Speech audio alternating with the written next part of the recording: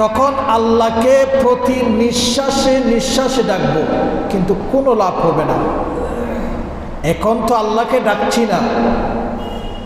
যে সুযোগ আল্লাহ আমাকে দিয়েছেন এবং হয়তোবা ভবিষ্যতে দিবেন, এই সুযোগে আমরা আল্লাহকে একবার ডাকছি না।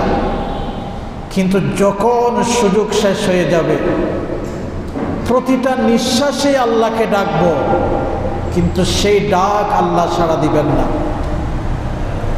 এখন একবার আল্লাহ ডাকলে 40 নেকি আল্লাহ আমাকে দান করেন। সুবহানাল্লাহ বলবেন না? কয় নেকি? এক আল্লাহ ডাকলে, একবার আল্লাহ শব্দ বললে 40 নেকি আল্লাহ আমাকে দিচ্ছেন।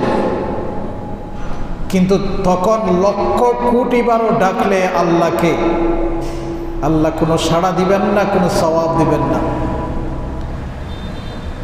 আল্লাহ তো আমাকে মূল্যায়ন করার জন্য সুযোগ অনেকভাবে দিয়েছেন। আমাদেরকে কিন্তু দুনিয়াতে পরিশ্রম বেশি করতে দিচ্ছে না আল্লাহ। সামান্য পরিশ্রমের বিনিময়ে আল্লাহ আমাকে জান্নাত দিবেন, সেটা গ্যারান্টি দিয়েছেন। আচ্ছা, আপনারা বলুন কি সুযোগ আল্লাহ আমাকে দিচ্ছেন। দেখেন, একজন মানুষ দুনিয়াতে বর্তমানে গড়ে 60 থেকে 70 বছর বাঁচে, ঠিক না? কি বলেন? এই 60-70 বছর কিন্তু বেশি না জান্নাতের নিয়ামতের তুলনায়। এই 60-70 বছর ইবাদতের মাধ্যমে আল্লাহ আপনাকে এমন জান্নাত দিবে, যে জান্নাত সবচেয়ে ছোট। ওই জান্নাতের পরিধি হচ্ছে দুনিয়া পরিমাণ 10 গুণ। বুঝেন না মনে হয়? এই দুনিয়া যত বড়, দুনিয়া সম পরিমাণ 10 গুণ সেটা হবে সর্বনিম্ন জান্নাত এবং সবচেয়ে ছোট জান্নাত। তো আপনি 60-70 বছরের ইবাদতের মাধ্যমে, এই সামান্য সময়ের মাধ্যমে এত বিশাল একটা জান্নাত পেয়ে যাচ্ছেন। অথচ আমরা বর্তমানে সামান্য একটা ফ্ল্যাট, এই ফ্ল্যাট আর কত 3000-4000 স্কোয়ার ফিট হবে সর্বোচ্চ। এটার জন্য আমরা দুনিয়ার পিছনে প্রতি মুহূর্ত ছুটছি। কিন্তু যে জান্নাত আল্লাহ আমার জন্য নির্ধারণ করে রেখেছেন, এত বড় জান্নাত আমি তো হেঁটে নয়, দৌড়াইও আমি শেষ করতে পারবো না আমার জান্নাত। এই জান্নাতের এক ফোঁটা পারফিউম যদি দুনিয়াতে ছাড়া হয়, নবীজির হাদিস মোতাবেক যে জান্নাতে আপনাকে রাখা হবে, ওই জান্নাতের এক ফোঁটা পারফিউম যদি দুনিয়ার মধ্যে ফেলা হয়, শুধু এই দুনিয়া নয়, সৌরজগৎ পর্যন্ত ওই পারফিউমের মুখে মুখরিত হয়ে যাবে।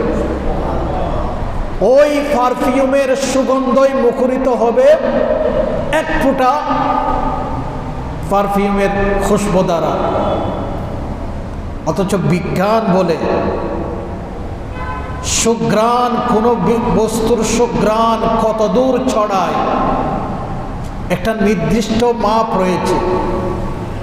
আবার কোনো কিছু কত উপরে উঠতে পারে সেটার একটা নির্দিষ্ট মাপ রয়েছে, কারণ মধ্যাকর্ষণ শক্তির একটা ব্যাপার রয়েছে।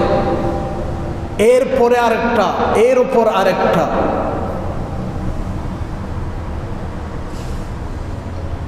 যেমন সূর্যের তাপ আমরা সূর্য থেকে দুনিয়াতে পাচ্ছি, এই সূর্যের তাপ কিন্তু ডাইরেক্ট আমাদেরকে দিচ্ছে না।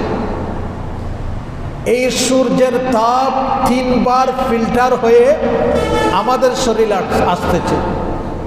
বিজ্ঞানকে জিজ্ঞেস করুন, বিজ্ঞান বলতেছে সূর্যের তাপ যদি সরাসরি ফিল্টারবিহীন, ফিল্টার ছাড়া কোনো মানুষের শরীরের মধ্যে যদি পড়ে, ওই মানুষের শরীরের স্কিন ক্যান্সার হয়ে যাবে, স্কিন ক্যান্সার চর্ম ক্যান্সারে পরিণত হবে।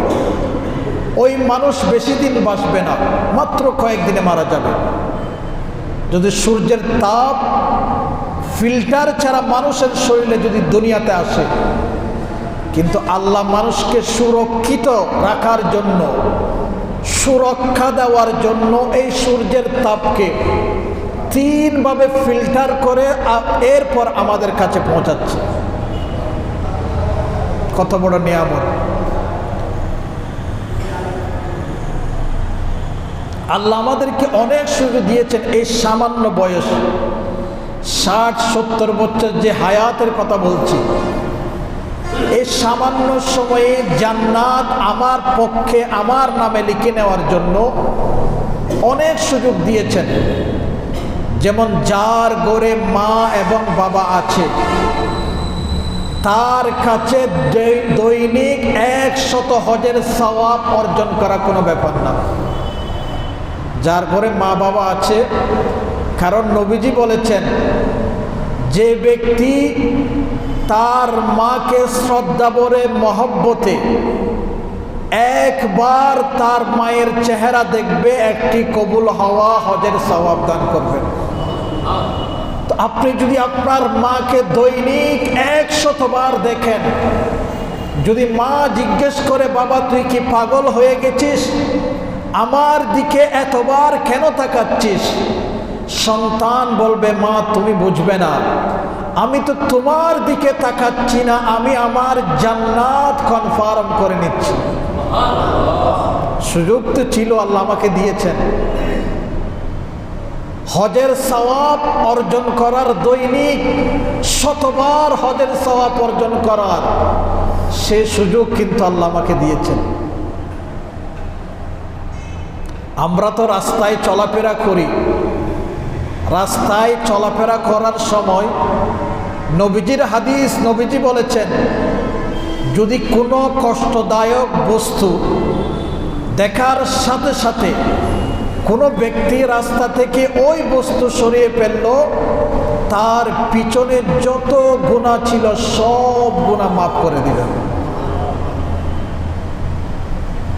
এই নিয়ে তো আমরা কয়জন মানুষ হাঁটি, এই নিয়তে আমরা কয়জন মানুষ ঘর থেকে বের হই, যে রাস্তার মধ্যে কষ্টদায়ক যে কোনো বস্তু হোক সেটা আমি সরিয়ে দিব, এই নিয়তে যেন ওই বস্তুর সাথে আঘাত লেগে কোনো মানুষের ক্ষতি না হয়, এবং এটা সরিয়ে দেওয়ার মাধ্যমে আমি আমার জীবনের সমস্ত গুনাহকে আল্লাহর কাছ থেকে ক্ষমা করিয়ে নিব।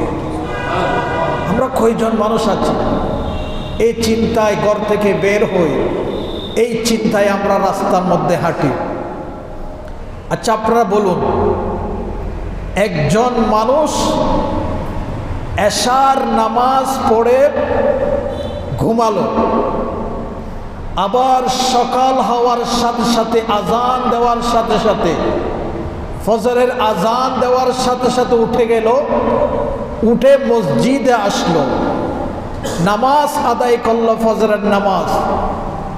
পৃথিবীর সমস্ত মানুষ এক বাক্যে স্বীকার করবে ওই ব্যক্তি ঘুমন্ত অবস্থায় ছিল, ঠিক না? কি বলেন? এশার নামাজের পরে সেই ঘুমাতে গেল, সারা রাত ঘুমালো, আবার এদিকে ফজরের ওয়াক্তের আগে আগে উঠে গেল, সে ঘুমাইল না? কি বলেন? সন্দেহ হচ্ছে? পৃথিবীর কোনো মানুষকে কি বলবে সে ঘুমায় নাই? কিন্তু সব মানুষ বলবে সে ঘুমায়েছে।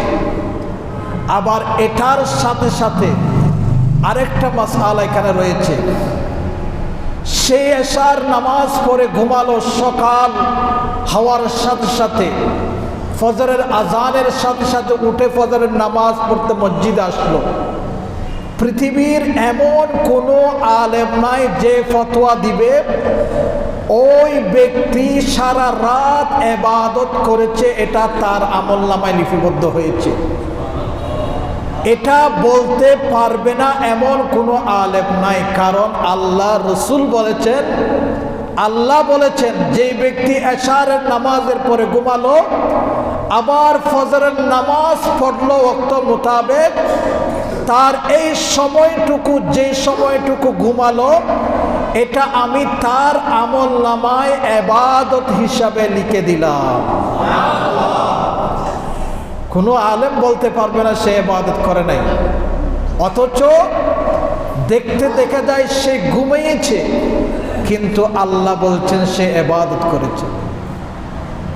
তো সুযোগ আপনাদেরকে বলে দিচ্ছি, জান্নাত আমাদের পক্ষে নেওয়ার জন্য কত সুযোগ আল্লাহ আমাকে দিয়েছেন। আল্লাহ আমাদের উপর বড় ইহসান করেছেন, অল্প সময়ে আমাকে অনেক সওয়াব দিচ্ছেন। সেই জন্য তো কিয়ামতের দিন এমন দিন হবে যেই দিন কোনো মানুষ আল্লাহর আদালতে উঠে আপত্তি করার কোনো সুযোগ থাকবে না। দুনিয়াতে মানুষ থাকবে না যে আল্লাহকে বলবে আল্লাহ তুমি আমাকে সুযোগ দাও নাই। এমন সুযোগ আল্লাহ আমাকে দিচ্ছেন প্রতি মুহূর্ত। এই ধরনের অভিযোগ করার কোনো মানুষ তখন কিয়ামতের ময়দানে থাকবে না। এখন তো সুযোগ আছে, এক লুকমা খাবার খাওয়াইয়ে আপনি জান্নাতের মালিক হতে পারবেন। বেশি নয়, এক লুকমা খাবার, এটা আমার কথা নয়। লুকমাতুন ফি বাতনি জাইন খায়রুম মিন বিনাই জামি'। যেই ব্যক্তি কোনো ক্ষুধার্ত ব্যক্তিকে এক লুকমা খাবার মুখে তুলে দিল, সেই ব্যক্তি একটা জুমা মসজিদ স্বয়ং সম্পূর্ণভাবে এককভাবে বানানোর যে সওয়াব রয়েছে সে সমপরিমাণ সওয়াব এক লুকমা খাবার দেওয়ার কারণে সে পাবে। এবার আপনারা বলুন, একটা জুমা মসজিদ বানালে কত সওয়াব? আল্লাহ আমার রাসূল বলেছেন, মাম বানা বাইতান লিল্লাহি বানাল্লাহু লাহু বাইতান ফিল জান্নাহ। যেই ব্যক্তি একটা মসজিদ বানাবে আল্লাহ তার জন্য একটি জান্নাতের কামরা বানাবে। তো তার মানে কি বোঝা গেল? এক লুকমা খাবার আপনি ক্ষুধার্ত ব্যক্তির মুখের মধ্যে তুলে দিলেন, আল্লাহ আপনাকে একটি জান্নাত সেটার বিনিময়ে উপহার দিল। সুযোগ কিন্তু আল্লাহ আমাদেরকে অনেক দিচ্ছেন, সুযোগ আল্লাহ আমাদেরকে অনেক দিচ্ছেন। এখন যদি এমন সময় যাচ্ছে, এক ফোঁটা চোখের পানি যদি আপনার চোখের কোনায় আনতে পারেন, এক ফোঁটা চোখের পানি, এমন সুযোগ আমাদেরকে আল্লাহ এখন দিচ্ছেন। এক ফোঁটা চোখের পানি যদি আপনার চোখের কোনায় আনতে পারেন,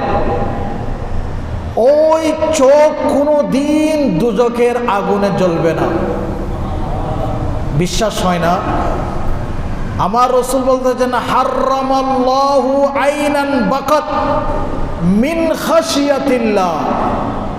যে চোখ দিয়ে এক ফোঁটা চোখের পানি সুযোগ থাকা অবস্থায় বের হবে, ওই চোখ কোনো দিন দুজকের আগুনে জ্বলবে না। অথচ আমরা তো জানি কিয়ামতের ময়দানে যারা দুজকে যাবে, যারা জাহান্নামে যাবে, কিয়ামতের ময়দানে তারা এমনভাবে কান্নাকাটি করবে, তাদের চোখের পানিতে তারা কিয়ামতের ময়দানে সাঁতার কাটাবে, সাঁতার কাটতে থাকবে কিয়ামতের ময়দানে, এমন কান্না করবে। অথচ এই দুনিয়াতে সুযোগ ছিল এক ফোঁটা চোখের পানির বিনিময়ে আমি জান্নাত লাভ করতে পারতাম, কিন্তু কিয়ামতের ময়দানে চোখের পানিতে আমরা সাঁতার কাটতে থাকবো। শুধু তাই নয়, আমার রাসূল বলতেছেন, যারা দুজকে যাবে, জাহান্নামে যাবে, তারা এমনভাবে কান্নাকাটি করবে, কান্না করতে করতে করতে করতে এক পর্যায়ে চোখের পানি শুকিয়ে চোখ দিয়ে রক্ত বের হবে। আবার রক্ত পড়তে পড়তে পড়তে রক্ত শুকিয়ে চোখ দিয়ে পুঁজ বের হবে, এবং যেই চোখ দিয়ে পানি রক্ত পুঁজ বের হবে ওই জায়গায় এমনভাবে বড় হবে জায়গাটা, চোখের পানি পড়া, রক্তের ফোঁটা পড়া, পুঁজ পড়া স্থানটি এমনভাবে বড় হয়ে যাবে, নবীজি বলতেছেন দুনিয়ার মধ্যে নদীতে সাগরে যে বড় বড় শিপ চলে, স্টিমার চলে, ওই চোখের পানির রাস্তা দিয়ে স্টিমার চলতে পারবে, শিপ চলতে পারবে। অথচ পড়েছে চোখের পানি, এমনভাবে রাস্তা হয়ে যাবে যে রাস্তা দিয়ে আপনার অনায়াসে বড় বড় শিপ চলতে পারবে। চিন্তা করে দেখুন সেই মুখটা সেই দিন কত বড় হবে। জাহান্নামীদের দাঁতের মাড়ি, উপরের মাড়ি হবে 160 কিলোমিটার। কয় কিলোমিটার বলেন না? এগুলো আমি আমার নিজ থেকে বলছি না, নবীজির হাদিস থেকে বলছি। যারা জাহান্নামে যাবে তাদের দাঁতের মাড়ি হবে, উপরের মাড়ি হবে 160 কিলোমিটার, নিচের দাঁতের মাড়ি হবে 160 কিলোমিটার, প্রত্যেকটি দাঁতের পরিধি হবে 10 কিলোমিটার। ভাবতে পারেন এই দাঁতের মাড়িগুলা যেই মুখে ফিট হবে সেই মুখটা কত বিশাল হবে।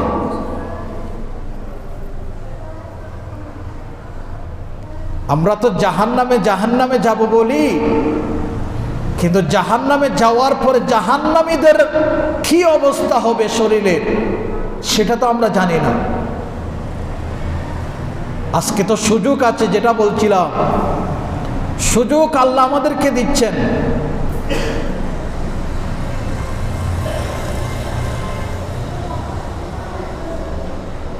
এক ফোঁটা চোখের পানি ফেলার সুযোগ আমাদের নাই এখন। প্রভুর দরবারে এক ফোঁটা চোখের পানি আমরা ঝরাবো সেই সময়টুকু আমরা পাচ্ছি না। কয়জন মানুষ আমরা ঘুমাতে যাওয়ার সময় আল্লাহর কাছে তওবা করি? সারাদিন তো করি না, নামাজ তো পড়ি না, নাফরমান তো আল্লাহর প্রতিনিয়তই আমরা করছি, ঠিক না? কি বলেন? প্রতি মুহূর্তে আল্লাহর নাফরমানি করছি। অন্তত পক্ষে ঘুমানে যাওয়ার সময়ও আল্লাহর কাছে তওবা করে বলি না যে আল্লাহ সারাদিন তোমার নাফরমানি করছি, সারাদিন তোমার কুদরতের পায়ে সেজদা দেওয়ার সেই সুযোগ হয় নাই আল্লাহ, অন্তত পক্ষে এখন ঘুমাতে যাচ্ছি, তোমার দরবারে আল্লাহ তওবা করছি, আল্লাহ আমাকে মাফ করো। এই কথাটি বলার পর্যন্ত সুযোগ আমরা পাচ্ছি না। অথচ গত জুমায় বলেছিলাম ঘুমাতে যাচ্ছি, আমরা কোথায় যাচ্ছি? মৃত্যুবরণ করছি। আবার উঠবো কখন? যখন আল্লাহ আমাকে তুলবেন। আল্লাহুম্মা বিইসমিকা আমুতু ওয়া আহইয়া, ঘুমের দোয়া এটাই পড়ি আমরা, ঠিক না? যারা পড়েন তারা তো এটাই পড়ে ঘুমান। আল্লাহ আমি তোমার নামে মৃত্যু হতে চললাম, তোমার নামে মৃত্যুবরণ করতে চললাম। আপনি তো এটাই সাক্ষী দিয়েছেন, আপনি মত কবুল করেছেন। আল্লাহ তুমি উঠালে তার উপর উঠব। আবার ঘুম থেকে উঠানোর সময় কি দোয়া পড়ি জানেন? ঘুম থেকে ওঠার সাথে সাথে কি দোয়া পড়ি? আলহামদুলিল্লাহিল্লাযী আহইয়ানা বাদা মা আমাতানা ওয়া ইলাইহিন নুশুর। ওই আল্লাহর প্রশংসা করছি যিনি আমাকে মৃত্যু থেকে জীবন দান করেছেন। তো ঘুম থেকে উঠেছি, এটা তো আমি আমার জীবনের মৃত্যু হিসাবে আমি কবুল করেছি, এটা প্রমাণ করতেছি। তাহলে ঘুম থেকে আমাদেরকে জাগ্রত করেন কে? বলেন। আল্লাহ যদি জাগ্রত না করেন, যে ঘুম দিচ্ছি মত হিসাবে কবুল করে নিয়েছি, যদি জাগ্রত না করেন তাহলে সূর্য তো আর দেখার সুযোগ হবে না, ওই কিয়ামতের ময়দানে গিয়ে উঠব। দুনিয়াতে আর ওঠার সুযোগ হবে? কি বলেন? আসহাবে কাহাফের ঘটনা তো আপনারা শুনেছেন, কোরআনে এসেছে। 309 বছর লাগাতার ঘুমিয়েছিল। সালাসামিয়াতু সানা ওয়াজদাদু তিসআ, কোরআনের আয়াত। কয় বছর? 1 বছর 2 বছর? 309 বছর লাগাতার ঘুমিয়েছিল আসহাবে কাহাফের সে 7 জন আল্লাহর প্রিয় বান্দা। আচ্ছা আপনারা বলুন, ঘুমার মধ্যে কি খিদে লাগে না? মানুষ ঘুমালে কি খিদে লাগে না? লাগে কিনা বলেন না? পিপাসা লাগে না? রাত যখন বড় হয়, এখন তো শীতকাল, রাত অনেক বড়, মানুষ মাঝ রাতে উঠে কিছু খায়, আবার পানীয় পান করে, ঠিক কিনা? পিপাসায় তৃষ্ণার্ত হয়ে যায়। তো আপনারা একটু চিন্তা করুন, যদি ঘুমাতে গেলে সামান্য 8-10 ঘন্টা যদি ঘুমায়, ক্ষুধার্ত হয়ে যায়, মানুষ পিপাসার্ত হয়ে যায়। যাদের ডায়াবেটিস আছে, অনেকের ডায়াবেটিস ঘুমের মধ্যেও নীল হয়ে যায়, ঠিক না? ডায়াবেটিস ঘুমের মধ্যে নীল হয়েছে, অতটুকুর মধ্যে মারা গিয়েছে, এরকম অনেক রেকর্ড আছে। তো এই সামান্য 8-10 ঘন্টা ঘুমের মধ্যে যদি এত কিছু হয়, তো আল্লাহ যাদেরকে 309 বছর ঘুমের মধ্যে রেখেছেন, তাদেরকে কি খিদে লাগে নাই? তারা কি পিপাসার্ত হয় নাই? আচ্ছা আপনারা বলুন, ঘুমের মধ্যে কি চুল বাড়ে না? বাড়ে কিনা? নখ বাড়ে না? একজন মানুষ যে 309 বছর ঘুমের মধ্যে ছিল, 309 বছর চুল কাটেনি, দাড়ি কাটে নাই, চুল কাটে নাই, নখ কাটে নাই, ওই নখ ওই চুল কত মাইল লম্বা হতে পারে? 309 বছর একজন মানুষ যদি চুল না কাটে, গুফ না কাটে, নখ না কাটে, অন্তত পক্ষে তো কয়েক মাইলতে লম্বা হবে, ঠিক না? কই তাদেরকে তো কোনো কিছু হয় নাই। এমনকি তাদের শরীরের যে জামা ছিল, কাপড় ছিল, সামান্য পরিমাণ ময়লার আঁচড় পর্যন্ত জামায় লাগে নাই। আল্লাহ চাইলে মানুষকে তো অনেক কিছু করতে পারে। ঘুমের মধ্যে কিয়ামত ঘটিয়ে দিতে পারে, আবার নির্ঘুমে রাত পার করিয়েও দিতে পারে মানুষের কাছে। ওই 309 বছর পরে যখন ঘুম থেকে উঠলো আসহাবে কাহাফের, যখন আল্লাহর হুকুমে ঘুম ভাঙলো, একজনের কাছে নাকি খিদা অনুভব হয়েছে, খিদা লাগতেছে। তখন বলতেছে, আমার তো খিদা লাগতেছে, তোমাদের খিদা লাগতেছে? তারা বলতেছে, হ্যাঁ খিদা লাগতেছে। তারা মনে করছিল এই রাত্রে ঘুমাইল, সকালে উঠে গেল, অথচ এই সময়ের মধ্যে 309 বছর পার করে দিয়েছে, কারো কোনো খবর নাই। 309 বছর কতবার ক্ষমতার পালা বদল হয়েছিল, কতবার কারেন্সি পরিবর্তন হয়েছিল, টাকা পরিবর্তন হয়েছিল। যখন তারা 309 বছর আগে যেই টাকা তাদের পকেটের মধ্যে ছিল, ওই টাকা নিয়ে যখন বাজারের মধ্যে গেল কিছু খরিদ করার জন্য, এই টাকা দেখে সওদাগর বলতেছে, এটা তো 300 বছর আগের টাকা, আপনারা কোথায় পেলেন? তখন ওই মানুষ বলতেছে, কি বলেন আপনি, পাগল হয়েছেন? আমরা তো রাত্রে ঘুমালাম, আবার সকালে উঠলাম, সকালে উঠেই তো আপনার কাছে আসলাম খরিদ করার জন্য, আপনি 300 বছরের ইতিহাস শোনাচ্ছেন কেন? এই থেকে প্রকাশ হয়ে গেল যে তারা 309 বছর ঘুমিয়েছিল।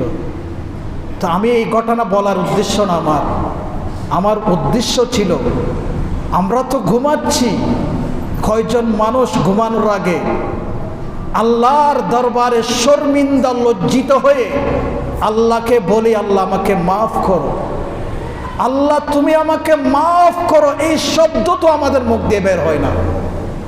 ঘুমানোর দোয়া পড়া তো অনেক দূর কি বাত হ্যায়। আল্লাহর দরবারে তওবা করব, এটা তো আমরা সময় পাই না।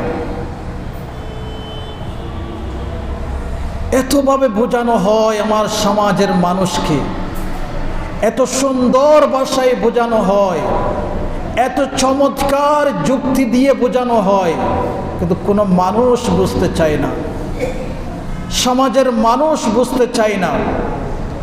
আখিরাতের কোনো চিন্তা নাই আমাদের, কবরের কোনো চিন্তা নাই আমাদের, মিজানের কোনো চিন্তা নাই আমাদের, হিসাব নিকাশ যে আল্লাহকে দিতে হবে এটার কোনো চিন্তা আমাদের নাই। যদি এখন চিন্তা না করি, এখন যদি চিন্তা না করি, যে চিন্তা করার সুযোগ এখন আছে, এমন সময় আসবে আপনার বাড়ির কুকুর আপনার অবস্থা দেখে কুকুরও পর্যন্ত আপনাকে দেখে হাসবে।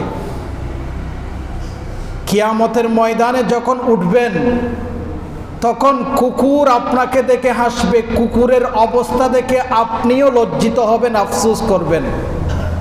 তখন সেই দিন কুকুরের অবস্থা দেখে আপনি বলবেন, ইয়া লাইতানি কুনতু তুরাবা, আমার চেয়ে তো আমার বাড়ির গলির যে নিকৃষ্ট প্রাণী কুকুর ছিল তার অবস্থা আজকে কিয়ামতের ময়দানে আমার চেয়ে তো অনেক বেটার, অনেক ভালো।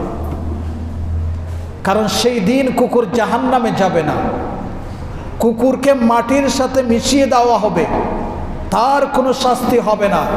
কিন্তু আপনি তো জাহান্নামে যাবেন। সেই দিন প্রমাণ হবে আপনি গাধার চেয়ে বড় গাধা। কারণ গাধা তো জাহান্নামের ইন্ধন হবে না। আপনি তো ওয়াকুদুহান নাস, আপনি তো জাহান্নামের ইন্ধন হবে। আপনাকে দিয়ে জাহান্নামের আগুন জ্বালানো হবে।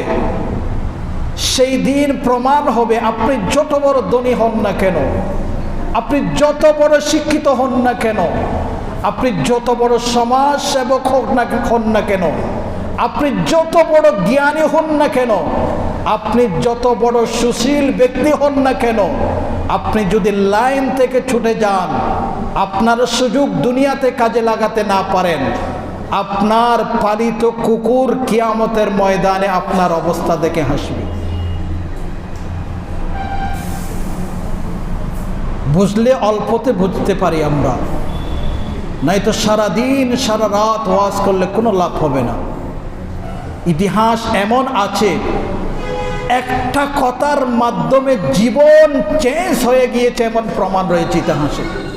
এক কথার মাধ্যমে, শুধু একটা কথার মাধ্যমে জীবন চেঞ্জ হয়েছে। মালিক ইবনে দিনারের কথা তো আপনারা শুনেছেন, বড় সম্পদশালী ছিলেন মালিক ইবনে দিনার, দিনারের মালিক, দিনারের রাজা। ওনার একটা মেয়ে ছিল, অল্প বয়সে মারা গিয়েছেন। মারা যাওয়ার পরে স্বপ্নের মধ্যে একদিন মালিক ইবনে দিনারকে তার মেয়ে বলতেছে, বাবা আর কতদিন দুনিয়া বুক করবা, কতদিন দুনিয়ার পিছনে ছুটবা, কতদিন দুনিয়ার মধ্যে থাকবা, এখনো কি তোমার আসার সুযোগ হয় নাই? এখনো কি এখানে তোমার আসার সময় হয় নাই? স্বপ্নের মধ্যে বাবার হাত ধরে টেনে মেয়ে বাবাকে এই কথা বলছে। অথচ তিনি অথচ রাজা ছিলেন, বড় বাদশা ছিলেন। সকালে যখন ঘুম ভাঙল, তার দুনিয়া পরিবর্তন হয়ে যাওয়ার মতো, তার যত দাসী ছিল, যত কৃত দাস ছিল, সবাইকে সে আজাদ করে দিল। একজন প্রিয় দাসী ছিলেন, ওই দাসী মালিককে বলতেছে, মালিক তোর কি হয়েছে, সকালে ঘুম থেকে উঠে পাগল হয়ে গেছিস? তখন মালিক ইবনে দিনার বলতেছে, আমি পাগল হই নাই, আমি তো দুনিয়ার পিছনে ছুটতে গিয়ে আল্লাহকে বলে গিয়েছি, আল্লাহর কথা বলে গিয়েছি। আজকে আমার মেয়ের একটি কথা আমার পুরো জীবনকে, লাইফকে চেঞ্জ করার মতো হয়েছে। আমি সব কিছু ছেড়ে দিয়ে, সব কিছু পরিবর্তন করে শুধু আল্লাহর প্রভুর দিকে ছুটে চললাম, যে প্রভু আমাকে সৃষ্টি করেছেন। এ কথা শোনার সাথে সাথে ওই দাসী বলছে, যেই প্রভু তোর প্রয়োজন, তোর কাছে যে প্রভুর মূল্য এত বেশি, সেই প্রভুরও আমার প্রয়োজন। আমিও তোর সাথে চললাম, ছুটলাম, আমি সব কিছু ছেড়ে দিলাম। দেখেন, মেয়ের একটি কথা, জীবন পুরা পরিবর্তন হয়েছে। অথচ আমরা এত কিছু করছি, এত কথা বলছি, কোনো কিছু পরিবর্তন হচ্ছে না। আজকে যারা দুনিয়াতে নিজেকে সবচেয়ে শিক্ষিত মনে করে, সবচেয়ে ধনী মনে করে, সবচেয়ে বড় সুশীল মনে করে, সবচেয়ে বড় সমাজ সেবক মনে করে, সবচেয়ে বড় জ্ঞানী মনে করে, তারা যদি এই দুনিয়ার সুযোগের কথা যেগুলা বললাম এতক্ষণ, এই সুযোগগুলা যদি দুনিয়াতে থাকা অবস্থায় কাজে লাগাতে না পারে, তাহলে কিয়ামতের ময়দানে তারা কিন্তু বামপন্থী হবে, বাম সাইডে থাকবে।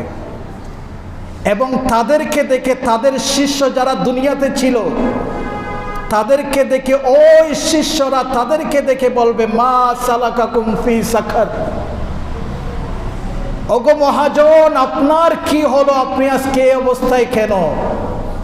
ও আমার মালিক, দুনিয়াতে থাকা অবস্থায় কত খেদমত আমি করেছি, আপনি আজকে এই জায়গায় কেন? আমরা তো ভালো জায়গায় আছি, আপনার এই অবস্থা কেন, কি হয়েছে? কোরআনের আয়াত।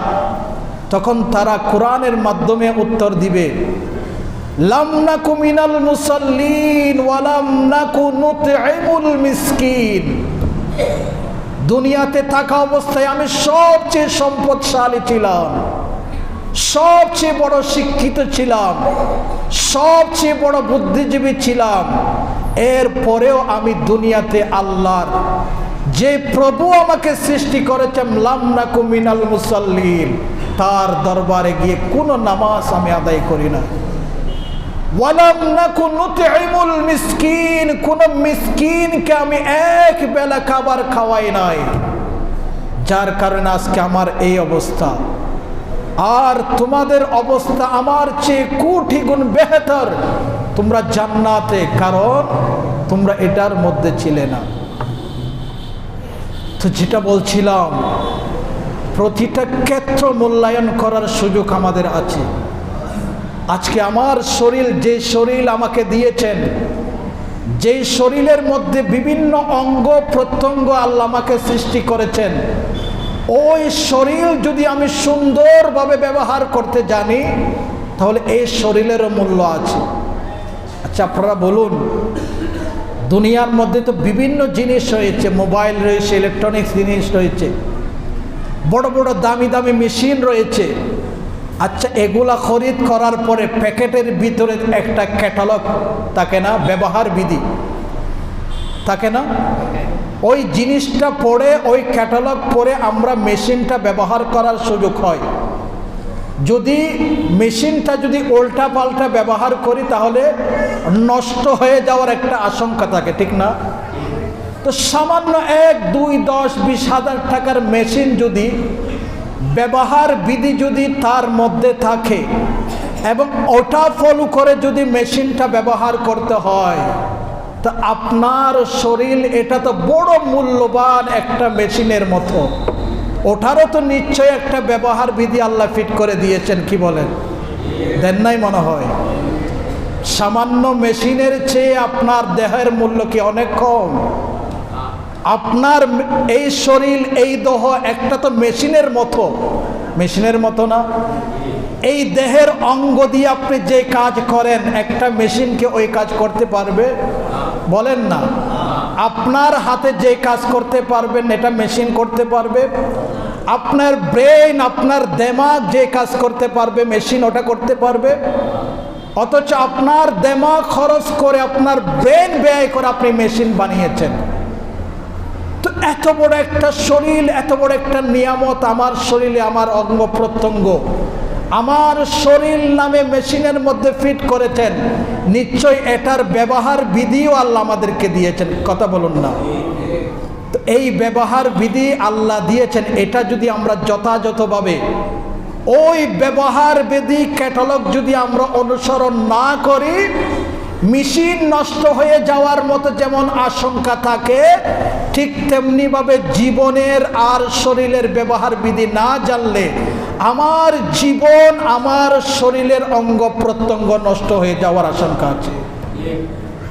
সেই জন্য বলছি, সব কিছু আল্লাহ আমাকে দিয়েছেন, সুযোগ যেমন দিয়েছেন, ব্যবহার বিধিও আল্লাহ আমাকে দিয়েছেন। ওগুলা যদি যথাযথভাবে এই দুনিয়াতে যদি আমি অ্যাপ্লাই করতে পারি, আমল করতে পারি, দুনিয়া তো কামিয়াব হবই হব, কিয়ামতের ময়দানে নাজাতের ব্যবস্থা হবে। আল্লাহ পাক সুবহানাহু ওয়া তাআলা আমাদেরকে কবুল করুন, আমিন। ওয়া মা আলাইনা ইল্লাল বালাগ। আসসালামু আলাইকুম ওয়া রাহমাতুল্লাহ।